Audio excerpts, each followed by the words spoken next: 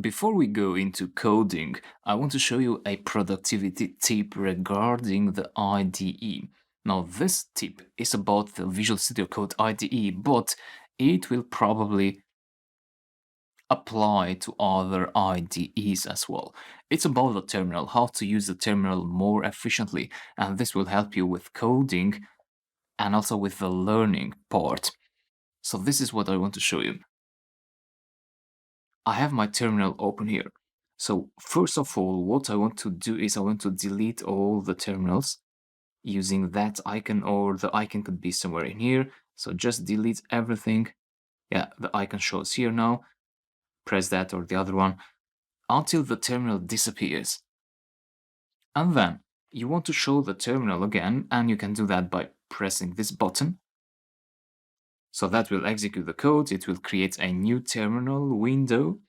And then it's good to have a Python shell open on the side as well. So you have both the command line where you run the code, but also the Python interactive shell where you can write quick one-liners. So to do that, you want to press this icon, and that will split the terminal. So now we have one terminal here on the left and one terminal here on the right. Here on the right, what we want to do is execute the Python command which opens the Python interactive shell. On Windows, that is py space -3. On Mac and Linux, that would be Python 3.10 or Python 3.11 and so on. So that will open the Python interactive shell. Now we have both the command line where we execute .py files and the Python shell where you run codes interactively. That will help with your learning. So let me quickly demonstrate you if this is working fine or not. So I can have the focus in here, it doesn't matter, and I press that button, but the code will be sent to that terminal, and this terminal here is independent of that. So again, if this is not working, make sure again to delete everything, so no terminals, and then don't open a terminal here.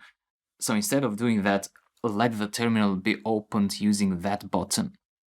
That way you make sure that this terminal is connected to the running process of this file, and then you split the terminal and then you have that command to open Python.